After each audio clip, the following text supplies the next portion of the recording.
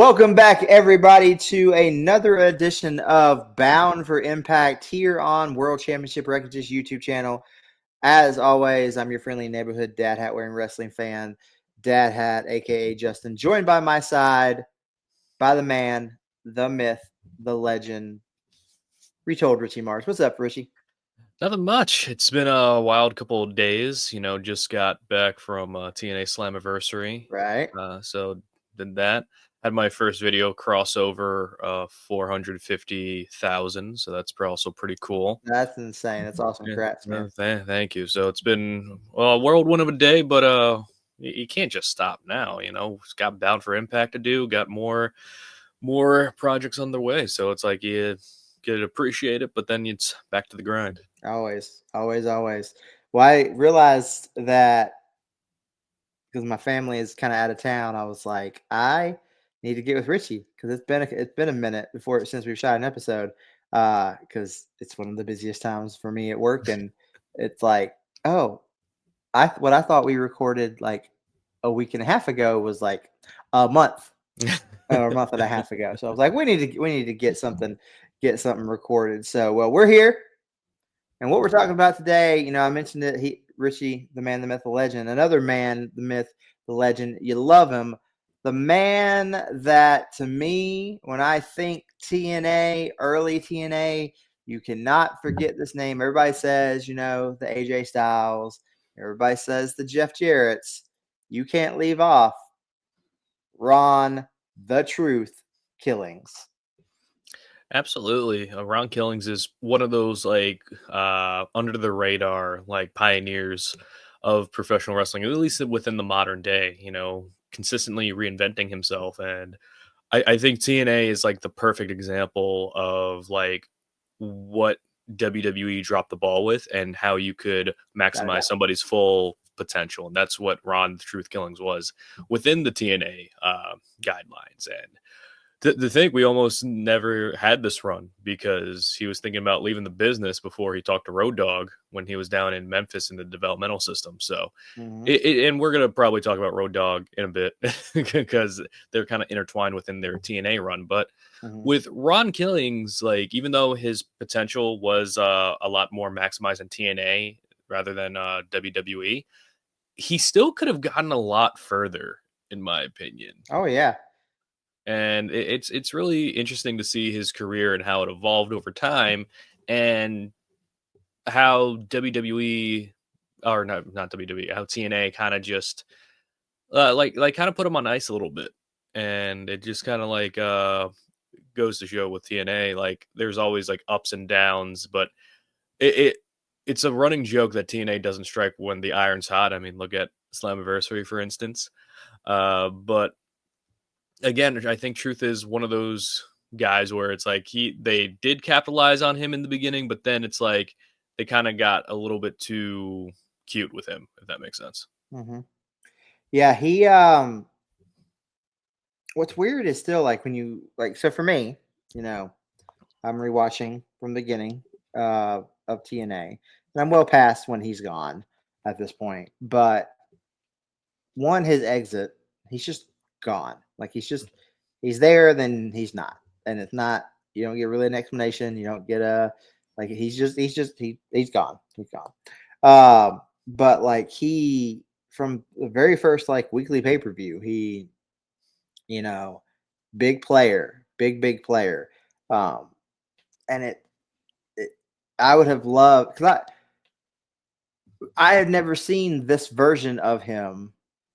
I've always mainly seen, especially now, the million-time 24/7 champion, the comedy R-Truth, Little Jimmy. The closest we got kind of to this is when he was teaming with The Miz and tag team. So I saw all that before I got to see this. And I had seen bits and pieces, but never really sat down and looked at the work and looked at what he was doing. And man, what I would have given to have that Truth in WWE and pushed the way that it should have been pushed. But yeah, we'll get into it. I'm gonna let you lead the charge since this was your topic. But he's there from the get-go, man. He's there from the beginning. Yeah, it's one of those deals where TNA, is trying to establish itself. Uh-huh. 2002. This was around the time that Truth left WWE. I believe he left in the midst of the invasion angle. And So I now, remember the K uh, Quick. I remember K Quick and yeah, and the whole Get Rowdy. So like I remember seeing that. So at least like when I would see clips, I'm like, oh, okay, like that was K Quick. yeah, it's like I remember googling like K Quick stuff when I was young, and he had like a match with Eddie Guerrero at a Sunday Night Heat for like the European title. You know what I mean? Like that's how far back Truth's career goes. And it's really cool seeing him like in a different persona within the NWA TNA Hmm. weekly pay-per-view era, because this is kind of their first like built star in Uh-huh. terms of, all right, they were from one company, they're not just retreading their stuff from that company, they're actually evolving as a Uh-huh. character. And this is And they went where, all in with him too. I mean, they were like, like, let's go. yeah, it's like, all right, because with Truth at that time, I believe he had a big name within like the Memphis, Nashville kind of territory. He is So from Charlotte, so yeah, so it's like they I think they felt comfortable working with him because I think he did like NWA like Wildside or one of the NWA branches before going into TNA, similar to how like AJ they found AJ. yeah, And just with how he was portrayed, it was this guy angry that he wasn't getting an opportunity just because of his appearance, yeah. and which is a very real thing that a lot of people in society deal with. And to bring it like in 2002 of all places, where I don't think serious topics like that were being portrayed in a wrestling sense. And This is like, especially in the South, it yeah, was not. It was not. and it was like the come down of the Attitude Era. It was the come down of that, and because for a while with the Ruthless Aggression Era, and for many years after that, like whenever they would recap the Attitude Era, it always felt like, look how cool we used to be. Yeah. You know what I mean? And the serious topic stuff wasn't being brought upon because I don't think one professional wrestling like could have handled that topic at that time because they were still trying to be in the good graces of like, oh, we allow everybody in, but and that's why his name's the Truth, because he's telling the truth. Hmm. Like with his version of the truth, and whether you agree with it or disagree with it, he got you talking. Yeah. And with Ken Shamrock being the first NWA World Champion, you need somebody that could feasibly counteract that with a character, a complete 180. You're not going to have another shoot fighter unless it's Tank Abbott, like on call. Yeah. With Truth, And nobody wants that. yeah, yeah, except 3 count. But with Truth, it was really cool because I believe he won with a cutter too, and Hmm. this is before Randy was doing it. Yeah. So it's just like seeing Truth hit a cutter and then beating Shamrock to win the NWA World Championship. I believe he was the first African American It NWA what World Champion. it is the only one in history. Yeah, so it's like a big crowning achievement moment for Truth. And to be honest, they could have gotten a lot more with it. But Mhm. again, it's one of those things where it's like still a new company. You're still trying to get traction. And coming right out of the gate with a serious story like this, Uh, I'm wondering if there was like some hesitancy with Truth as champion with this story, just because they're doing the weekly pay per view thing, Yeah. and you want to keep people invested, and maybe the topic was a little bit too real for people at that point. It's one of those stories that were ahead before its time, and it's about trying to like not only do this pay-per-view model but also get the people coming back. So that's why you had the story, you had the X Division, you had the story with the tag team titles. I believe they had like a short story with AJ and Jerry Lynn when Hmm. AJ was like X Division champion and tag champion with that. So it's like you have all these different stories involved, but then you have this like really like serious like real story. And I'm wondering because I'm not sure if his reign lasted that long, because Not I think really. yeah, Not I think really. think it was like a couple months at most. Hmm. If it and then he lost it to Jeff, and then Hmm. we got the Jeff Jarrett era of Yeah. stuff. But You get, and even when he had it, it felt more like he came out with it to cut a promo, Mhm. not necessarily to defend it or to Mhm. like really, Mhm. showcase it. Like it, it, it, I'm not saying it was lackluster and it was unmemorable because no, it definitely was, but it was something that it wasn't. Mhm. It wasn't like okay, cool. Every week you're out there, you're defending it. Every week, like you're like, it didn't feel that way. Yeah, it's kind of like heel champion 101, where it's like they won't defend the championship. You won't see them in ring competition, and that's what Triple H is doing right now. And I think a lot of people kind of forget that's how champions were booked back in the day, Yeah, where it's like if you saw them wrestle on television, it was a big deal. yeah, Like a lot of people, when this is going to go on a side tangent, like with Gunther, it's like, oh, why isn't he wrestling every week like he was when he was the Intercontinental Champion? But it's like the Intercontinental Championship is the workhorse title, yeah. so you're going to see them more frequently. As world champion, you want to maintain that attraction status, that specialness. When they do get in the ring, then it's like, oh, wow, I got to sit down and watch. Mhm. And, it's one of those two steps forward, one step back booking mentality. And it has gone to detriment to a lot of brands, like we saw with Io Sky. Yeah. Like some people get caught in the crossfire if like plans don't uh, happen the way they do. And I Mhm. do think there is a detriment to that. But then on the other side, you have like champions like Jey Uso, who's active every week. That was going a part of the story. Yeah. And the story with Truth was more like it's like not only am I telling you the truth, I'm gonna flash the biggest prize every single week because I have it and you don't. Yeah. And I deserve it because look what I'm doing with my talent and just kind of like I'm not only different, but I'm also different in the way where I'm coming before my time.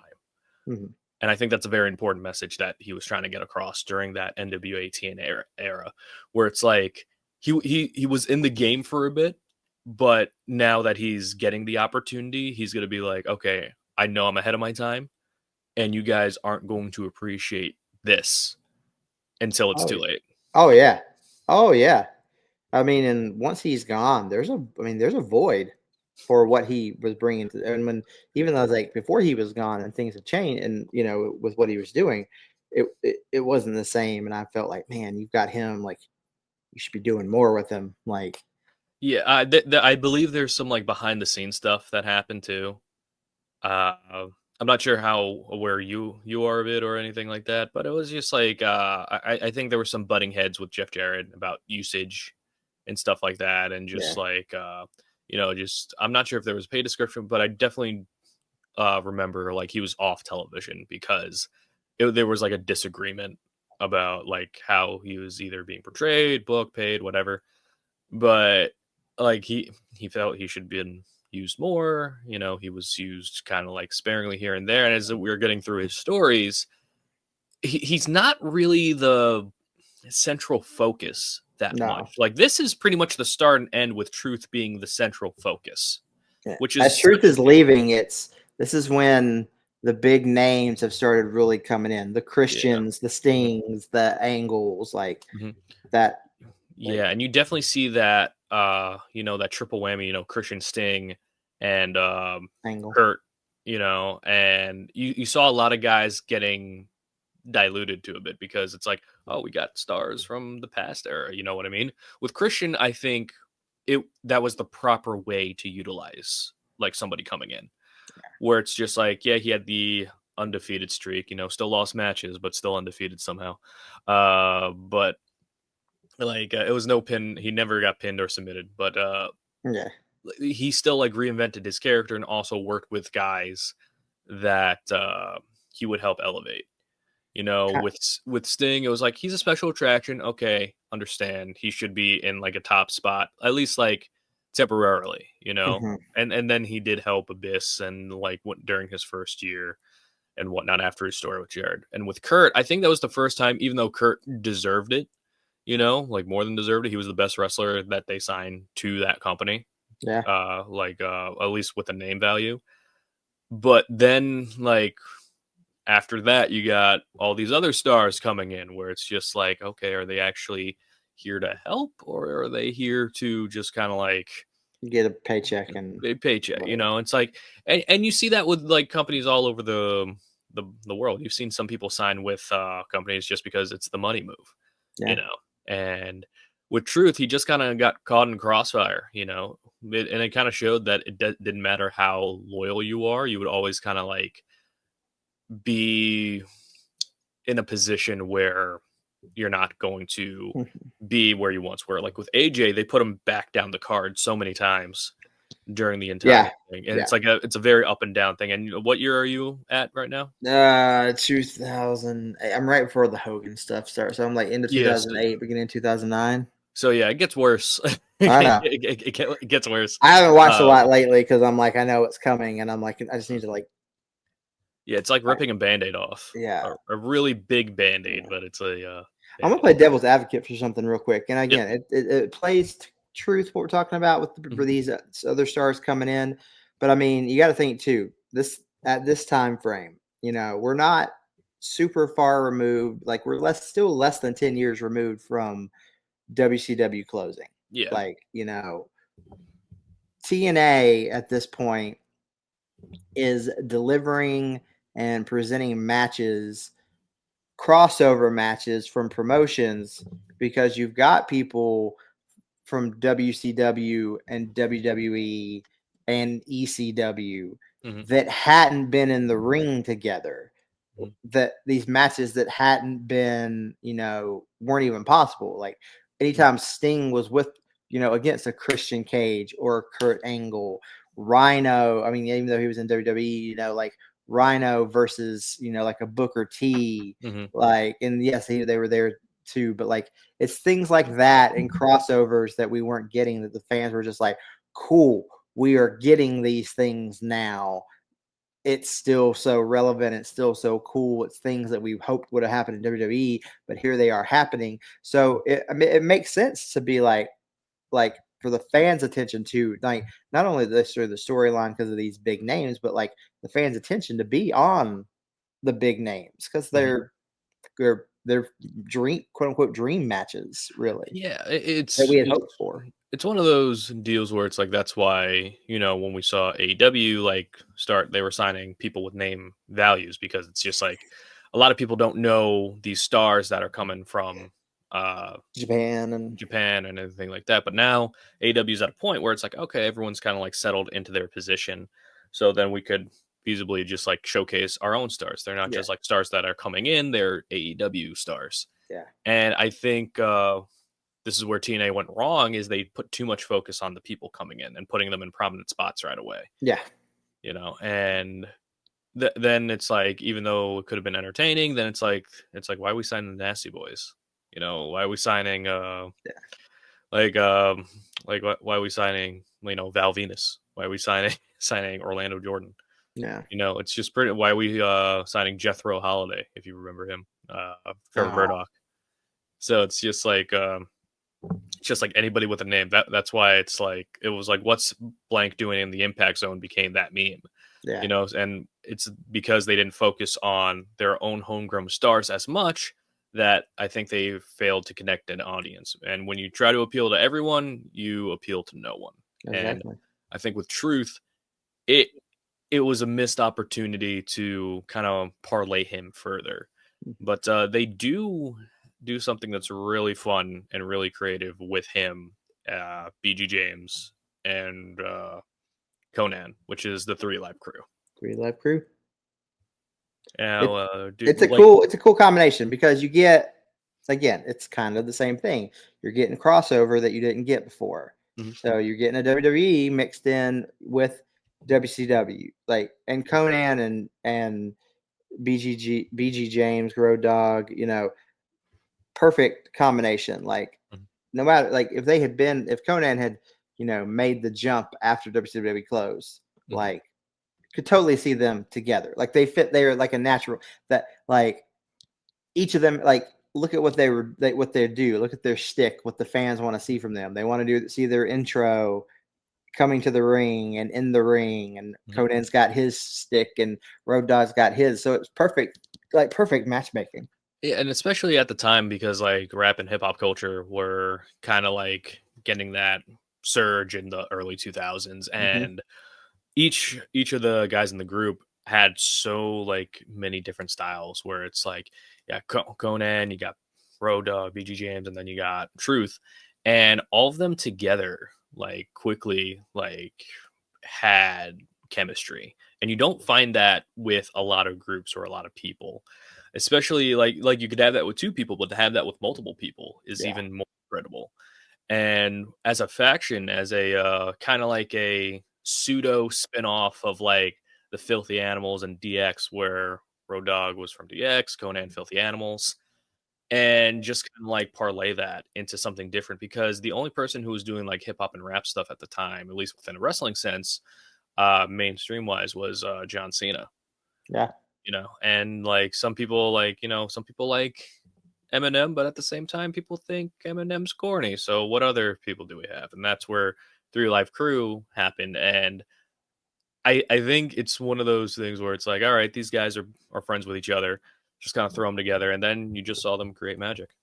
Yeah, I mean, the energy, the I don't know, like it leapt off the screen. Like it was definitely a group. It was definitely a combination then of the right people that, man, they could have gone even longer with them. And we kind of didn't have Conan for a little bit because I think there was an injury involved, but he was Mhm. still there. So we definitely got more of that tagging of BG James and Truth. But man, what a trio. And it like probably one of the big first, like, I think, factions in TNA, like early TNA. I immediately think 3LK. Yeah, with Three Live Crew, they were a part of some like big TNA moments too, and we're gonna They get won the into like tag titles. won the tag titles. I think one of the most infamous one was Cookie Gate, and if you remember Cookie Gate, that was pretty much at Universal Studios. WWE was filming a West Side Story parody of uh, for the Royal Rumble, Hmm. and pretty much since TNA had their location from Universal Studios, they thought they would bring cookies and just kind of crash the party. And then what you did there is you had Truth, BG James, and Conan kind of like disrupt catering, where it turned out to be a huge letdown because I think they showed it on like Turning Point or something like that. Because I think that timeline checks out because that was like '04. Yeah, where they go and everybody's faces are blurred out. Yeah, and then it's like I believe it was It was Rey Mysterio and Eddie, I think, were. Ray, Eddie, and I think they had Luther too. Luther Reigns, Yeah. no relation to the Roman. But like it was just like Road Dogg and Truth like hijacking like the the It was hilarious. Like, it was yeah, hilarious. And like, and then just BG James saying to Ray, "By the way, you're fired," and then everyone laughing about it, and for whatever reason, like Road Dogg's entire bit the whole time, whether you found it funny or not, was him wanting mahi mahi, yeah. and that's when I learned about mahi mahi for the first time. And it was just like, and I remember Truth had like the finishing line of the whole thing. He's like, because BG James is like, we'll take over your company, this, that, and the other thing. And Truth is like, yeah, and we'll take your food too. Yeah. Just like Yeah. little lines like that really make Truth memorable because It was humor, but it yeah, was backed up with like good action. It wasn't just humor to be presented as dumbasses. Is mhm. the best way. Yeah, and even Truth won the NWA championship again during this Three Live Crew run. Yes, I forgot about that. Yeah, Yes, he yeah, did. and of course, I believe it only lasted about 2 weeks, if that, Enough. because then Yeah, he it was dropped it nothing. in. Because he dropped in, I think he dropped in the first King of the Mountain match, They did. or They did. which is, if you don't know what the King of the Mountain match, whoo boy, it's a reverse ladder match with a penalty box, and the Yeah. only way you could hang the ladder, the belt, you have to hang the Yeah, you have belt, to hang it and not take it down. and the only way you qualify to do that is to pin or submit one of your opponents, and whoever gets pinned or submitted spends 2 minutes inside the penalty box. It's the Iron Survivor match in NXT, just with a ladder. Like, that's it. And the belt is perceived dead if it drops from your hand. Yeah. So I'm not. So I don't understand. Like Like if it's dropped, do you pick it up again? It's like no, then the referee has to grab it again. Then you have to get it from the Yeah, referee. yeah, So it's like it's one of those convoluted matches that TNA is known for. yeah, And again, it seemed like this run where it's like it was more for like because I think Truth won it in like a triple threat or a four way or something like that. And then I think his win was more to get it to the advertise, king of the mountain. yeah, get to King of the Mountain. It wasn't to give it to Truth necessarily, which is a disappointment. And when we kind of fast forward a little bit, the big thing, like the big three live crew feud was not with any other group, but it was like within the group itself, Yeah, because around this time, this is when Billy Gunn, Kip James, or as he was known for a little bit, the Outlaw.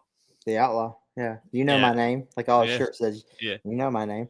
Yeah, and it was about BG James being conflicted about his relation with Kick, Conan like being more upset about it than and Truth kind of like in the middle, but also side eyeing BG James Yeah, it was. just because I mean, the heat and the conflict was definitely between Conan and Billy Gunn. But yeah, I mean, I remember when they were like, we're now the four live crew. I was like, I'm gonna give it 3 weeks.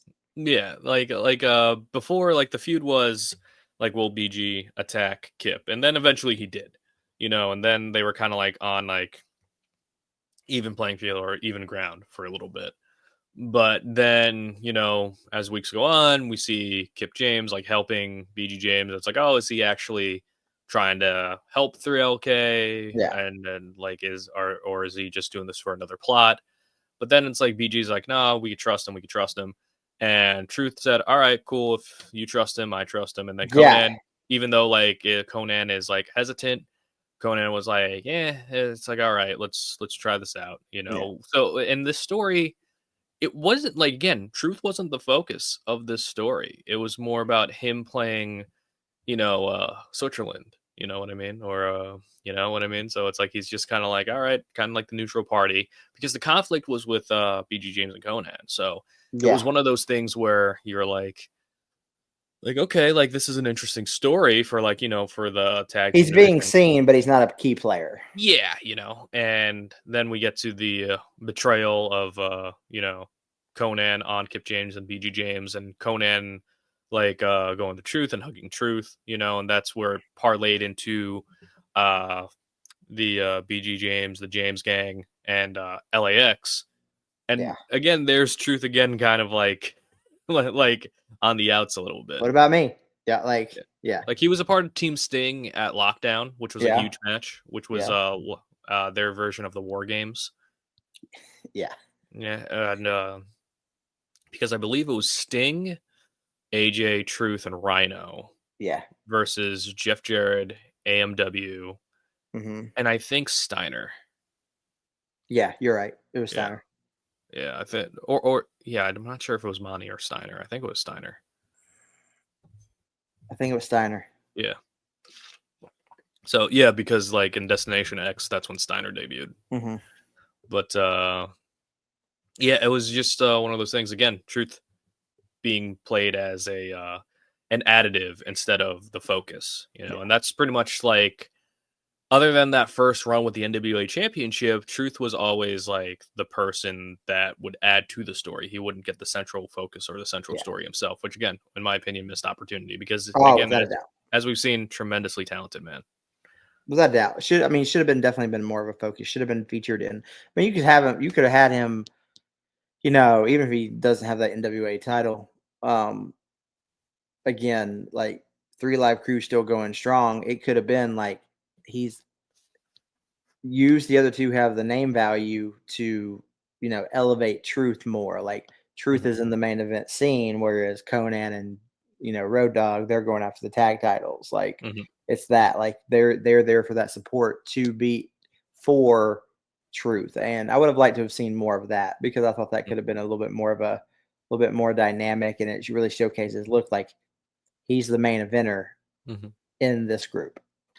And we don't see Truth for a little bit, Yeah. I think, after this. Like Mhm. it goes like weeks, months, almost like I think almost like a year before we see him again. Mhm. And the next prominent storyline he's involved with is who's back? He's back. It's the Pac-Man Jones. Pac-Man Jones. So, do you remember? Do you remember hearing about the Pac-Man Jones TNA stuff, or do you want me to refresh your memory? Uh, I mean, watching it play out it was the first. I mean, it's funny. Like Pac-Man Jones showed up, and they showed him on WWE television, and it was right after the partnership with Hmm. TNA, announced, and it said like on him like Pac-Man Jones, former TNA Tag World Tag Champion. And I remember like in our group chat, shout out to MJ Duplessis being like, "Oh my gosh, it's Pac-Man Jones, our truth former tag team partner, like from TNA." So I did at the time did not know that, but to me this was so weird. It went from being all right, they're gonna feud, they're gonna feud, they're gonna feud. Nope, they're gonna be a tag team, and they Yeah. win the titles. Mhm. And Pac-Man Jones doesn't do anything. Yeah. So, for those of you who don't know, Adam Pac-Man Jones from the NFL signed with a TNA contract. However, the NFL, because Pac-Man Jones was on suspension for, I Suspension. believe a nightclub incident that happened. And what happened was, uh, the NFL was like, "All right, you could sign this TNA contract, but you can't be physically touched, Yeah. because then it's going against your NFL contract." So that's why they did an angle where our truth was like, he was like kind of being a heel, but also it was just like one of those things where he tried to get at Pac-Man, and then like security came. So it's like they try to write in scenarios where Pac-Man couldn't get physically touched, and then it turned into them joining forces because again, Pac-Man can't do anything, Mhm. so there's not going to be any payoff. But they do introduce someone very important, and you Yeah, see him once, we'll, and then you don't see him for like a year. we'll get to him. We'll get to him. But I want to like just go back to when they won the tag titles because this is during a time where Kurt Angle had all the gold, Oh, that's so all, dumb. all the gold, including both sets of tag titles, and there was Yeah, a fatal four-way match to determine his partner. And I believe it was like Sting, Christian, Joe, and somebody else. all of his people he was feuding with. Yeah. Yeah, all the people he was feuding with at that time. Sting won and they buried a hatchet. And then at No Surrender that year in 2007, that was the kickoff match. And the tag match was basically Truth fighting Sting and Kurt by himself Yeah, before Kurt turned on Sting because he thought Sting hit his wife, which didn't happen. yeah. Hit Sting with the angle slam. And Truth tags in Pac-Man Jones. You don't see it either because the camera would always cut away whenever Pac-Man Jones was in the ring because he couldn't be seen doing physical contact, even if it was a pinfall on screen. Yeah. So they win the tag team titles that way, and they don't really have like a a, a run, is there? Because they It was dropped not a run. It was it. promos. That was it. It was promos. Like this was also during the time where Truth was having his little kerfuffle with TNA at the time too, and this was like his bring back storyline. Yeah. And then they win the titles, and then we get to Bound for Glory. There was a gauntlet match that was won by AJ Styles and Tomko. Mm-hmm. And they face Team Pac-Man now, but Pac-Man's Yeah. now a manager, and the person that's being filled in for him, as you alluded to earlier, is Consequences Consequences Creed, Creed. It Xavier is. Woods, Yep. where ironically he would be introduced to WWE on the main roster the exact same way, partner to Ron the Truth Killings. That's right. I didn't think about that. Yeah, so Woods is the only person to debut the exact same way in two different companies. Woods, when the whole I don't know if you saw it, but when everybody was advertising for Slammiversary, Oh yeah, AJ yeah, yeah, yeah. come back. Woods he's like, people are forgetting the other homegrown like TNA superstar, and I'm the only one that I was the first to make it there and make it here, and I opened the door, and I'm like, way to go, heel Xavier Woods, like way to If people forget, AJ actually got Xavier Woods into that spot at Bound for Glory. yeah, Yeah, because I think AJ saw him in Japan. He was like, "Oh, you're pretty good, Georgia, Georgia. All right, you'll be a good fit for Team Team Pac-Man." Batman. And then after that, Pac-Man's done. Yep. Truth is done.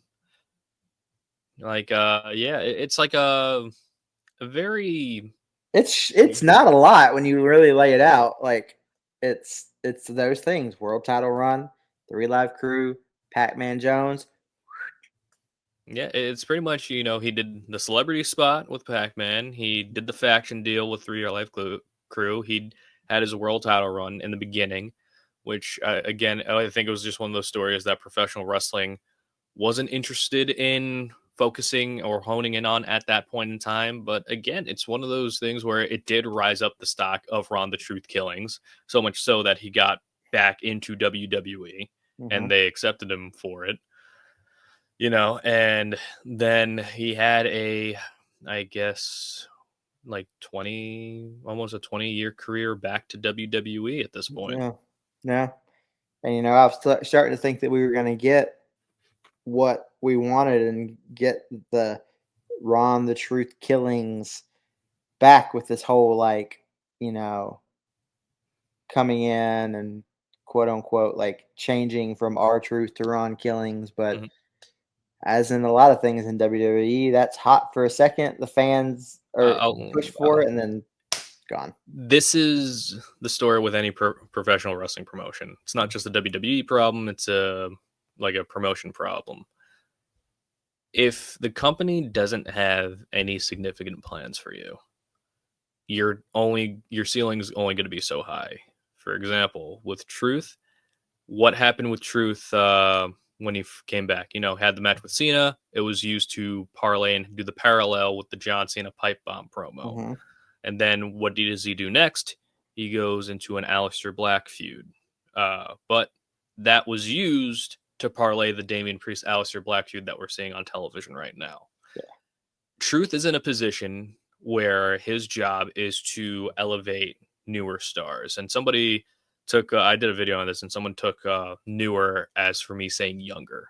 And those are two completely different things. Very different. People just hear what they want to hear. But with newer, it's just like these are acts that WWE want to get over because they have long term plans for them. With Triple H, Triple H is a big fan of Damian Priest, big fan of Aleister Black, and he is interested in writing stories for those stars. Yeah. And with Truth, he's a means to an end because Truth at this point in his career, he's evergreen. He's always going to be popular. Yeah. He did have a great surge, and to be honest, WWE created that problem themselves when they decided to let his contract lapse, Yeah. and it's not going to happen for every star. The only reason why they did it is because one, the locker room was upset by it, and you want to please the locker room too, and corrected their mistake. But again, Hmm. it all could have been avoided if they were just kind of like on the up and up and Yep. realize the value that Truth brings. And I think that's the kind of the moral of our Truth's career. It's like you don't know what you have until it's gone. And I Yeah. think people like kind of, I guess, like take him for granted for sometimes. Like Triple H gave him that WrestleMania 40 moment with The Miz, which was cool, but aside from that, I don't see I can't get into Triple H's head, but in his mind, it's like I don't have any other plans for this guy. I give him that cool moment, Yeah. but it's like I'm not bringing back the 24/7 title. Yeah. The comedic segments can only take somebody so far.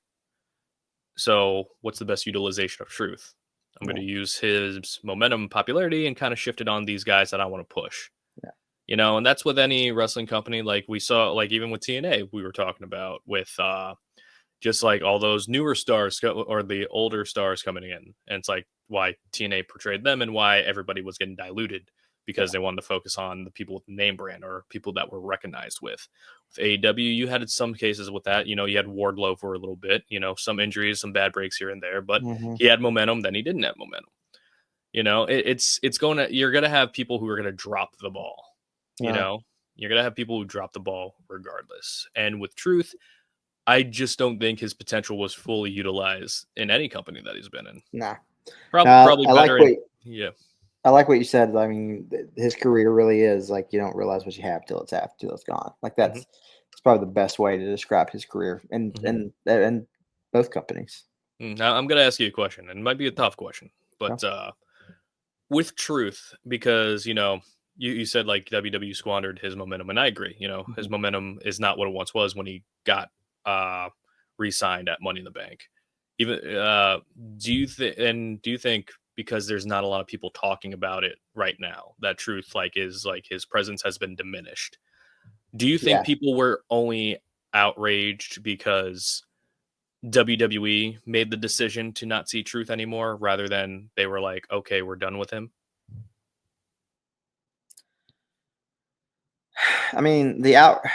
I look at WWE, and there's three people that come to mind that are to me are lifers. If they're not being used in the ring, if they're not being used in any storylines, they are brand ambassadors. Hmm.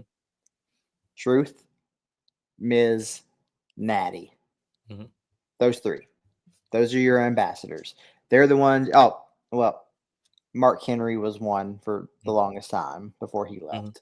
Um, but those are the three that you parade out for special events, for appearances, to be that ambassador for the global brand that is WWE.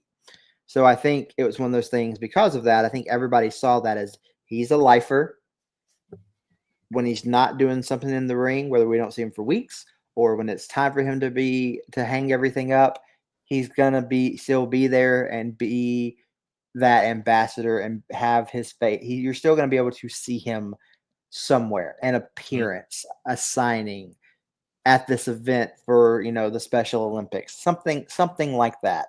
And I think because of that, I think when it was he's gone, the outrage was no. This is someone that you keep under that umbrella until they decide, all right, they're stepping away from Hmm.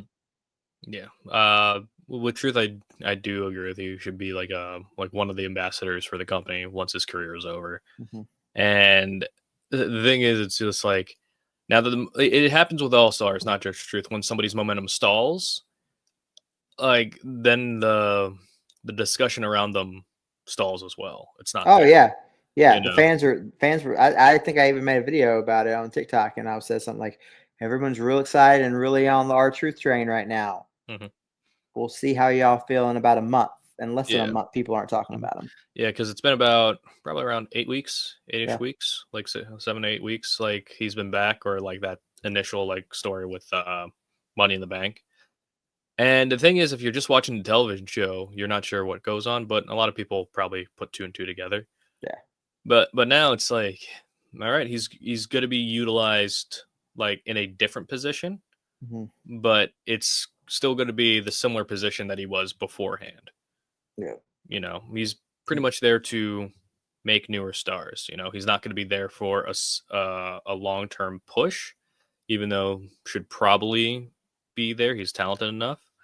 But again, like I think they just see it's like we have all these stars from NXT, and you know how Triple H kind of gravitates towards the people in NXT that he kind of oversaw, and that's Hmm. how it is with any company regime. Like I'm sure we're to get into a couple of company regimes during this show, Yeah. uh, just because we've seen again a lot of highs, a lot of lows with TNA, and a lot of mistakes along the way. And if people think like WWE and AEW like booking is terrible, they haven't gone or experienced TNA at all. I could tell. I could Yeah. tell Yeah. for like there has been like a big nostalgia for TNA, and AJ Styles coming back was an awesome moment in the crowd. It was very cool. And it was like the feeling I like get is like when I saw John Cena return at MSG in the Hmm. Rumble in 2008. But they did a lot of terrible AJ Styles stories. Yeah, they did. Yeah, they did a lot of like. Him being the like just so dumb as like the I lackey to with I ankle. actually I'll actually defend that. I did like dumb AJ. Yeah, it's I funny, liked but at it. the Yeah, same time, it's like it's not where he was like previously, but it gets a lot worse. yeah. But I do like when he won the tag titles from the the Team Pac Man. He had his own speech. He thanked Pokemon Diamond, Yeah. like just randomly. I'm like, oh, AJ, I love you. But yeah, there's a lot of bad from TNA that people forget. Yeah, there is. And yeah, again, if you want to hear more about that, I did a podcast with Dedrian 180 about the worst of TNA on Wrestling Retold and Reload with Richie Mars, and it's like there's a lot of like bad that people forget about Yeah. TNA. So it's like if you think WWE or AEW is doing like things that are like terrible, yes, they could squander momentum, and that's a fact. But you haven't been through those days of TNA. No, they have not. And I'm about to experience a lot of them with the whole Hogan Bishop era coming. Yeah, is that your topic for the next one, or do No, you? no. And before we get there, anything else we want to say about Truth? Nah, just the man's a legend. I think a pioneer in some regards. And again, I don't think his impact is truly going to be felt until he's gone. Yeah, I agree with that. Well, my choice for the next one, and all I'm going to say is retelling of Richard Mars. I knew we'd come to this. I want to talk about the broken universe. I want to talk about broken Matt Hardy and Brother Nero and all of the wonderful and not obsolete moments in all of the, film style matches that TNA kind of brought to the forefront in this broken and the use of social media as well to bring it to life. So I want to talk about like Hardy Boys had other things going on, Jeff especially in TNA, but I want to talk about that time frame in particular, the broken universe of Matt and Jeff Hardy. I'm really excited for that one, just because it's probably where people point to. That's where TNA turned around the corner. Yep. A little bit from like the dark days, and then we have the broken universe, and there is some controversy there. Nothing like on screen. Yeah. Well, a little bit on screen, but like also the broken universe IP behind the scenes as well. But we're gonna have fun with that one. Yep. It's awesome. I'm excited about it. Well, before we head out, plug stuff. You got a lot going on. So let people know they can find you. At Retold Richie Mars on the following platforms right there: YouTube, Instagram, TikTok. Wrestling Retold, Relived with Richie Mars, also on Spotify. And also I do some collaborations with the North-South Wrestling Connection. And been doing This or That, Raw or SmackDown, where we take a guest and we debate whether the person is more of a Raw star or a SmackDown star. So take a look for that. And for TikTok is the primarily source where I post my content.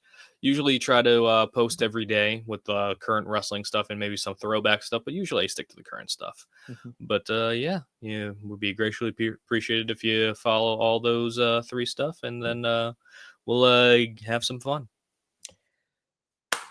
Go give that man a follow. He works his ass off like constantly. Like I swear, there's times where on my TikTok feed I'm scrolling. There's Richie. I'll watch it. Scroll again. There's Richie again.